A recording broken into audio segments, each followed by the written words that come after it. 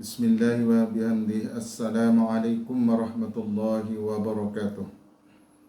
Alhamdulillah. Alhamdulillahi rabbil alamin. Assalatu wassalamu ala ashrafil mursalin Sayyidina wa maulana Muhammadin wa ala alihi wa sahbihi ajma'in. Amma ba'du fa ya ibadallah, usikum wa nafsi bitaqwallah wa ta'atihi la'allakum turhamun. Bapak Ibu yang dimuliakan Allah Subhanahu wa taala, bulan Ramadan adalah bulan identik dengan bulannya Al-Qur'an. Pada bulan Ramadan, kaum muslimin berlomba-lomba untuk membaca Al-Qur'an atau yang biasa disebut dengan tadarus Al-Qur'an. Baik dari tingkat anak-anak sampai orang dewasa, baik laki-laki maupun perempuan. Karena sejatinya di bulan Ramadan adalah Allah turunkan Al-Quran. Sebagaimana dijelaskan dalam firman Allah di dalam surat Al-Baqarah ayat 185, Allah berfirman, Syahrul Ramadan alladhi unzila fihi Al-Quran hudan linnas wa bayyinatin minal huda wal furqan. Bulan Ramadan adalah bulan di mana diturunkannya Al-Quran, yakni petunjuk bagi manusia dan penjelasan-penjelasan atas petunjuk tersebut dan pembeda antara yang hak dan yang batil.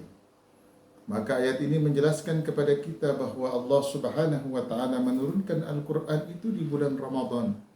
Tujuannya adalah agar manusia senantiasa mentadaruskan atau membaca Al-Qur'an pada malam-malam bulan Ramadan. Pertanyaannya adalah, seberapa banyak waktu yang kita habiskan untuk membaca Al-Quran di bulan Ramadan? Atau jangan-jangan malam-malam bulan Ramadan kita, hari-hari Ramadan kita habis untuk kita bercengkerama tentang hal-hal yang tidak baik. Habis waktu kita gunakan untuk bergosip, membicarakan aib orang lain. Kita lupa untuk bertadarus atau membaca Al-Quranul Karim. Baginda Rasul sallallahu alaihi wasallam mengingatkan kepada kita bahwa siapa-siapa yang membaca Al-Quran, maka kala di akhir kiamat Al-Quran itu akan datang kepada siapa-siapa yang membacanya. Iqra'ul Quran fa innahu ya'ti yaumal qiyamati syafi'an li ashabih. Bacalah olehmu Al-Quran, maka niscaya Al-Quran itu akan datang pada hari kiamat, akan memberikan syafaat kepada siapa-siapa yang membacanya. Maka beruntunglah kita, kaum muslimin yang senantiasa mensibukkan dirinya untuk senantiasa membaca Al-Quran pada malam dan pada hari bulan Ramadan ini. Bapak Ibu yang dimuliakan Allah Subhanahu wa ta'ala, pertanyaan yang kedua adalah, sejauh mana Al-Quran yang kita baca itu terpatri dalam qalbu kita? Atau jangan-jangan Al-Quran yang kita baca hanya sebatas di lisan, tidak sampai kepada qalbu kita, sehingga kita lupa mentadaburkan Al-Quran dalam kehidupan kita sehari-hari. Kita hanya fokus pada bagaimana kemudian kita membaca Al-Quran. Kita lupa mentadaburkan isi kandungan Al-Quran. Banyak ayat-ayat Al-Quran yang memperingatkan kepada kita.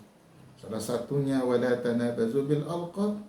Janganlah kalian memanggil dengan panggilan yang buruk. Tetapi faktanya dalam kehidupan sehari-hari, kita sering berucap tidak baik, kita sering memanggil orang lain dengan panggilan yang buruk. Kita sering mengejek, mengumpat orang lain yang berseberangan dengan kita. Kita sering menghina orang lain yang berbeda pandangan dengan kita. Kita sering mencaci orang lain yang tidak sependapat dengan pendapat kita. Padahal inti dari semua itu setelah kita membaca Al-Quran adalah bagaimana kita mentadaburi Al-Quran dalam kehidupan sehari-hari. Maka ketika itu kita lakukan, berarti Al-Quran yang kita baca sampai meresap kepada qalbu kita. Inilah pertanyaan yang kedua yang sering sekali kita lupakan, Bapak Ibu. Kita hanya sering pandai membaca Al-Quran, tapi tidak pandai mentadaburi Al-Quran dalam kehidupan sehari-hari. Banyak ayat-ayat Al-Quran yang memperingatkan kita tentang berbagai macam hal, tentang berbagai macam persoalan dalam kehidupan kita. tetapi kadang kita lalai dari apa yang terkandung dari bacaan kita.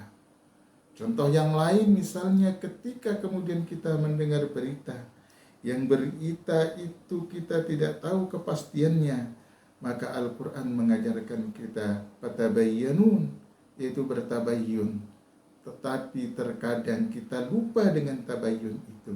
Kita sering termakan oleh hoax tersebut. Kita sering terpancing oleh berita-berita yang kebenarannya kadang tidak bisa dipertanggungjawabkan apakah berita itu benar atau tidak. Bapak Ibu yang dimuliakan Allah Subhanahu wa taala, maka membaca Al-Quran itu adalah menjadi kewajiban bagi kita. Karena sesungguhnya bacaan-bacaan Al-Quran itu akan bernilai pahala bagi kita. Kata baginda Rasul bahwa membaca satu ayat itu akan Allah ganjar dengan 10 kebaikan. La aqulu alif lamun harfun walakin alifun harfun wa lamun harfun wa mimun harfun. Aku tidak mengatakan alif lam itu satu huruf, kata baginda Rasul, tetapi alif satu huruf, lam satu huruf, dan mim satu huruf. Bayangkan Bapak Ibu, ketika kita membaca alif lam mim, maka Allah akan ganjar dengan 10 kebaikan. Bagaimana kalau dalam sehari-hari kita di bulan Ramadan ini, kita mampu membaca 1 ayat, 2 ayat, 3 ayat, 1 ayat, 1 lembar, 1 juz. Bahkan terkadang orang mampu membaca dalam sehari sekali duduk 5-10 juz. Maka berapa puluh juta kebaikan yang akan kita peroleh. Maka mari di bulan Ramadan ini kita senantiasa membaca Al-Quran. Kita sibukkan diri kita dengan membaca Al-Quran. Kita perbanyak waktu kita membaca Al-Quran. Jangan sebaliknya waktu kita habis untuk men-scroll TikTok, membuka Facebook, membuka YouTube, atau membaca berita-berita yang kadang tidak bermanfaat. Lalu kita lupa meluangkan waktu kita untuk membaca Al-Quran di pada bulan Ramadan ini. Bapak Ibu yang dimuliakan Allah Subhanahu wa taala. Kemudian pertanyaan yang ketiga yang harus kita patri dalam kehidupan kita, apakah kita membaca Al-Quran sekedar di bulan Ramadan, sehingga ketika selesai bulan Ramadan maka selesai pula tadarus Al-Quran? Maka tentu pertanyaan ini harus kita jawab Bapak Ibu. Kita berharap membaca Al-Quran tidak hanya batas pada bulan Ramadan, tetapi membaca Al-Quran seyogianya kita lakukan di setiap waktu, baik di dalam maupun di luar bulan Ramadan. Sehingga Al-Quran yang kita baca akan menjadi pedoman sebagaimana petunjuk Allah, hudan linnas, yaitu sebagai petunjuk bagi manusia, wal furqan, dan pembeda bagi yang hak dan yang batin. Karena sesungguhnya Al-Quran mengajarkan kepada kita berbagai macam hal.